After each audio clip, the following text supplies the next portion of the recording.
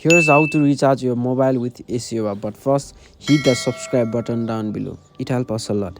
Thanks guys. So at first step you need to open your eSewa.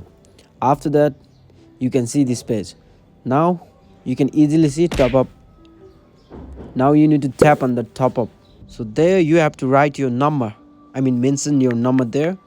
Now you need to mention the amount. How much do you want to send in your mobile number? So you write that and tap on proceed option. After that confirm, tap on confirm, and you need to put down your pin number and again submit confirm. So I had it submitted. So you can see I have already received 50 rupees. So I already had 28 and yeah 50. So that's how you do, guys. Thank you very much guys for watching our video. Hope you guys all to see you on next video.